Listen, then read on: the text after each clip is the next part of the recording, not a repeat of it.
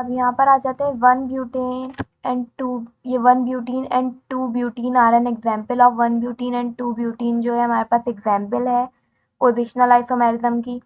MCQs number 9 पे आते हैं। N butane and isobutane are an example of, पहले स्ट्रक्चर ड्रॉ कर लेते हैं ताकि मुझे आइसोमेरिज्म देखने में आसानी हो।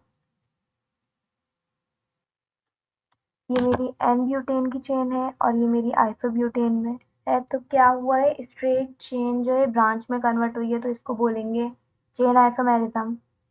तो मेरा जो ऑप्शन राइट है। हम लोग के पास 10th एमसीक्यूज है। Alkynes normally have dash hybridisation.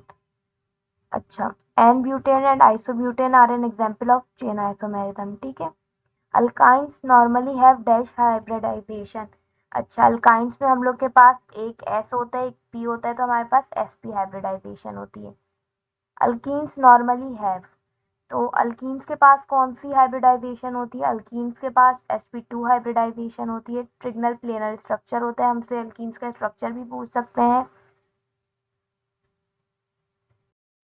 और मुझसे यहाँ पर अल्काइंस का ये क्वेश्चन भी हो सकता था कि अल्काइंस का कौन सा प्लेनर स्ट्रक्चर होता है, तो अल्काइंस जो है हमारे पास लीनियर स्ट्रक्चर होता है, उसकी कोई कोप्लेनर या ट्रिगनल प्लेनर, जैसे कि ट्रिगनल प्लेनर sp2 sp3 के करेक्टर की तरह नहीं होता। अल्काइंस हमारा लीनियर स्ट्रक्चर देते हैं।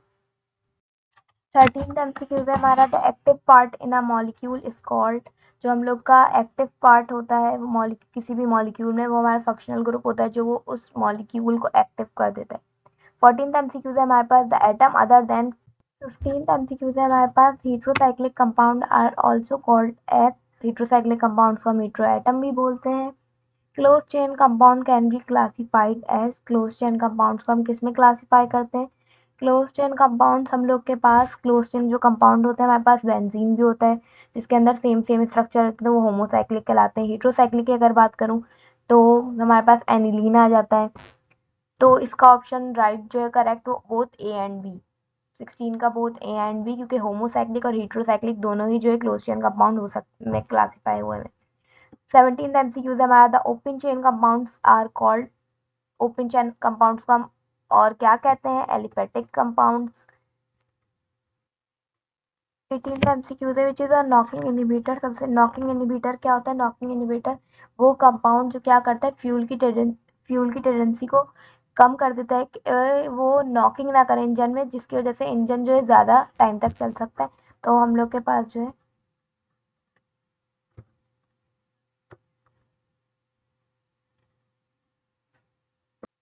तो यहाँ पर हमारा जो राइट ऑप्शन है वो है टेट्रा इथाइल लेड, TEL हमारा ऑप्शन है, क्योंकि CH4 मीथेन जो ये गैस के उस पर यूज होता है तो वो नॉकिंग इनहिबिटर में यूज नहीं हो सकता। C2H3 हमारा कोई कंपाउंड जो है इस तरीके का नहीं है जो नॉकिंग इनहिबिटर में यूज हो। C6H6 बेंजीन भी नॉकिंग इनहिबिटर के तौर पे यूज नहीं हो सकता। हमारे पास 19 एमसीक्यूज है, the gasoline having octane number 100 has, जिस gasoline having octane number has, अगर इतनी ज़्यादा जो है हमारे पास गैसोलीन के मॉलिक्यूल्स मतलब कार्बन के मॉलिक्यूल्स होंगे, तो क्या ये क्या करेगा, वो ज़्यादा नॉकिंग करेगा, लेस नॉकिंग करेगा या नो नॉकिंग, तो नो, ओनली नॉकिंग। तो राइट ऑप्शन हमारा नो नॉकिंग है। अब आ जाते हैं 20 एमसीक्यूज पे, the by product of cracking can be, by product of cracking can be, cracking का जो बाय प्रोडक्ट है वो क्या हो सकता है। अगर हम लोग को सिर्फ बाय प्रोडक्ट बोला है, जिस मेन प्रोडक्ट नहीं बोला है, तो बाय प्रोडक्ट ज्यादातर इथीन होती है, ठीक है। 21 एमसीक्यूज है हमारे पास, cracking done at low pressure and with a catalyst is called dash. हम लोगों से 21 एमसीक्यूज में ऐसे ही क्रैकिंग पूछ रहे हैं जो लो प्रेशर पे होती हो, कैटलिस्ट के साथ होती हो, तो वो होती है हमारी कैटालाइटिक क्रैकिंग। 22 एमसीक्यूज है हमारा, cracking done with heat at high temperature is called as dash cracking. ये जब फर्स्ट एमसीक्यूज आया था तभी मैंने थर्मल कैटालाइटिक क्रैकिंग और स्टीम क्रैकिंग का कॉन्सेप्ट बता दिया था, तभी यहाँ पर जो है राइट ऑप्शन हमारा जो है हाई टेम्परेचर पे थर्मल क्रैकिंग होती है। इसके वर्ड से ही पता चल रहा है, thermal, therm means heat. 23 MCQs है, cracking normally gives smaller, cracking एक लार्ज मॉलिक्यूल होता है हाइड्रोकार्बन्स का, वो किसमें टूटता है हम लोग का, ज्यादातर जो स्मॉलर मॉलिक्यूल्स टूटते हैं हमारे अल्केन्स और अल्कीन्स में। तो ये हमारा राइट ऑप्शन जो है D, both A and B हमारा राइट ऑप्शन।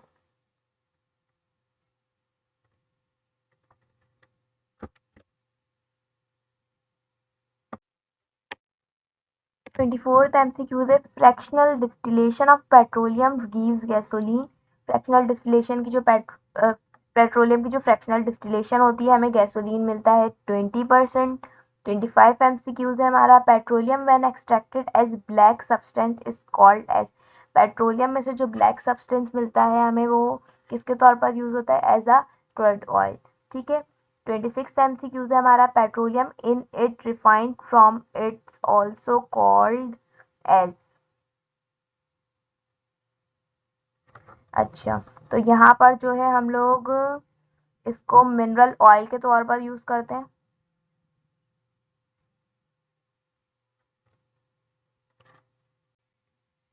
27th MCQ है हमारा natural gas is used as. Natural gas हमारे पाकिस्तान में किसकी तरह यूज होती है, कहाँ कहाँ यूज हो रही है? ऑटोमोबाइल फ्यूल में भी यूज हो रही है, इंडस्ट्रियल फ्यूल में भी, डोमेस्टिक फ्यूल में भी। तो इसका राइट ऑप्शन जो है हमारे पास डी है, ऑल ऑफ देम। 28 MCQ है हमारा which is a mixture of low boiling hydrocarbon. तो जो है हम लोग के लो बॉइलिंग हाइड्रोकार्बन में हम लोग के पास जो आ जाता है हमें मिलता है नेचुरल गैस मिलती है, क्योंकि C1 से C4 में हमें गैसेस मिलती हैं। 29 MCQs है हमारा due to the bacterial action on wood it converted into. Wood के ऊपर अगर बैक्टीरियल एक्शन किया जाए तो वो किसमें चेंज हो जाती है? पिट में कन्वर्ट हो जाती है। लिग्नाइट और बिटुमिनस कोल के लिए हम लोग को जो है पेट्रोल वगैरह के लिए ही जरूरत होती है, और ये हम लोग का एक कंपाउंड है। 30 MCQs हमारा विच is not a fossil fuel. इसमें से कौन सी जो है हम लोग का फॉसिल फ्यूल नहीं है?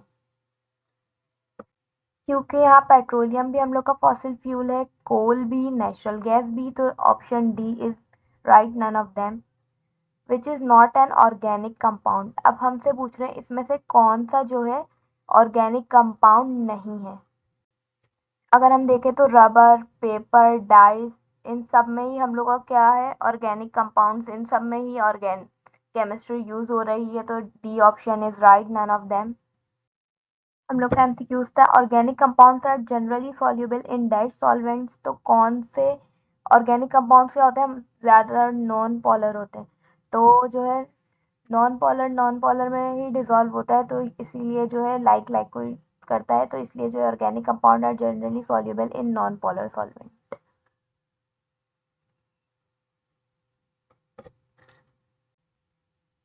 33 एमसीक्यूज है हमारा which of the following is complex. इसमें से कौन सा कॉम्प्लेक्स है? ग्लूकोज भी हमारा कॉम्प्लेक्स नहीं है, ग्लूकोज मॉलिक्यूल है।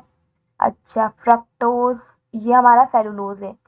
देखें तो सेलुलोज ये कॉम्प्लेक्स हो सकता है क्योंकि इसके अंदर जो है मोस्ट अबेंडेंट ऑर्गेनिक कंपाउंड्स होते हैं, और जो है कंसिस्टिंग भी करते हैं कार्बन, हाइड्रोजन, ऑक्सीजन वगैरह को। यही हम लोग का क्या है कंपाउंड है। फ्रक्टोज भी नहीं हो सकता, शुगर भी नहीं है पॉसिबल, क्योंकि ये कोई कॉम्प्लेक्स नहीं है। ये सेलुलोज हमारा एक कॉम्प्लेक्स है। Similarly in properties of different organic compound give rise to understanding of. एक जैसी प्रॉपर्टीज रखने वाले डिफरेंट ऑर्गेनिक कंपाउंड्स को जो है हम किस में समझते हैं? होमोलोगस सीरीज के जरिए समझते हैं। पॉलीमराइजेशन आप लोग को पता है क्या प्रोसेस होता है, नॉन पोलर नेचर भी और आइसोमेरिज्म भी हम पहले डिस्कस कर चुके हैं, तो इसलिए जो है इसका राइट ऑप्शन जो है सी है। होमोलोगस सीरीज में हम लोग जो है सिमिलर प्रॉपर्टीज के कंपाउंड होते हैं और डिफरेंट ऑर्गेनिक कंपाउंड होते हैं, पर प्रॉपर्टीज उनकी सेम होती है। 35 एमसीक्यूज है organic compound generally react at dash rates. तो स्लो रिएक्ट करते हैं, fast, moderate, none of them. तो ऑर्गेनिक कंपाउंड्स नॉन पोलर होते हैं, इस वजह से वो स्लो रिएक्ट करते हैं। To which carbon is not multiply bonded in organic compounds. कौन से कार्बन है जो मल्टीपल बॉन्ड नहीं रख, कौन से ऐसे कंपाउंड हैं या बॉन्ड है जो कार्बन के साथ मल्टीपली बॉन्डेड नहीं रखते ऑर्गेनिक कंपाउंड्स में? तो वो हम लोग का जो है नाइट्रोजन भी नहीं रखता, सल्फर भी नहीं, ऑक्सीजन भी नहीं, तो हमारा राइट ऑप्शन डी हाइड्रोजन है।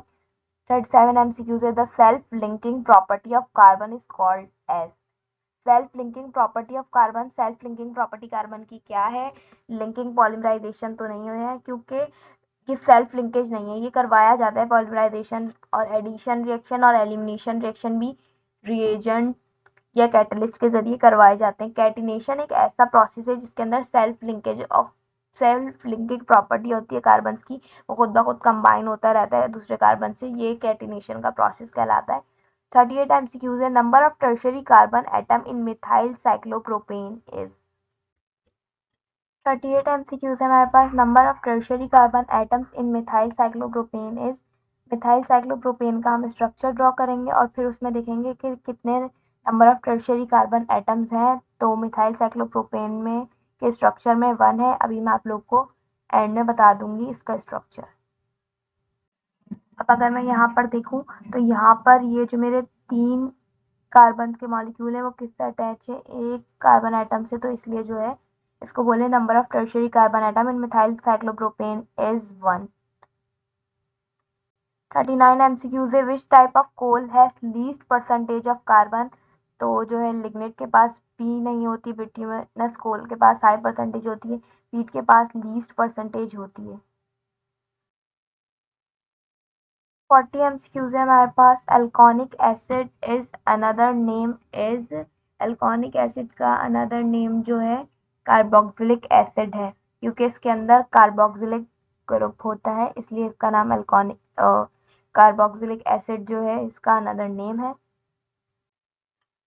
Ether shows the phenomena of. Ether का हमने देखा था क्या फिनोमिना शो कर रहा था, हम लोग के पास मेटामेरिज्म शो कर रहा था।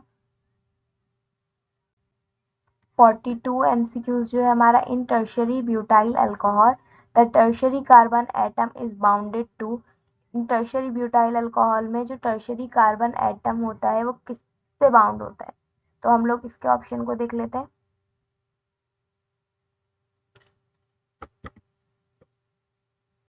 अब अगर मैं टर्शियरी ब्यूटाइल अल्कोहल का स्ट्रक्चर देखूं तो यहाँ पर जो है मेरे पास 3 CH3 अटैच है और ये मेरे पास एक जो है अल्कोहल ग्रुप है, तो इसके अंदर 3 हाइड्रोजन एटम भी नहीं है, 1 हाइड्रोजन एटम भी नहीं है, 2 हाइड्रोजन एटम भी नहीं है, तो राइट ऑप्शन है नो हाइड्रोजन एटम। 43 MCQ से मेरा रिफॉर्मिंग मीन। रिफॉर्मिंग का क्या मतलब होता है, स्ट्रेट चेन हाइड्रोकार्बन की स्ट्रेट चेन हमारे पास अवेलेबल होती है, उसका वो किस में कन्वर्ट हो जाती है, वो ब्रांच चेन में कन्वर्ट हो जाती है, तो इसको हम बोलते हैं रिफॉर्मिंग। 44 MCQ है number of beta carbon in 2 chloropropane. 2 chloropropane का हम स्ट्रक्चर ड्रॉ कर लेते हैं, उसके बाद हम देख लेते हैं 1 है हमारे पास बीटा कार्बन, 2 है, 3 है या 0 है। देखें ये मेरा आ गया 2 क्लोरोप्रोपेन का स्ट्रक्चर, ये मेरा क्योंकि इससे डायरेक्टली हेलोजन अटैच है तो ये मेरा अल्फा कार्बन हो गया और जो इसके साइड में जो है अवेलेबल वो मेरे बीटा कार्बन हो गए। तो अब हम ऑप्शन देख लेते हैं यहाँ पर कितने बीटा कार्बन है, 2 बीटा कार्बन है, तो हमारा ऑप्शन, तो यहाँ पर मेरा जो ऑप्शन करेक्ट है वो है बी 2 बीटा कार्बन।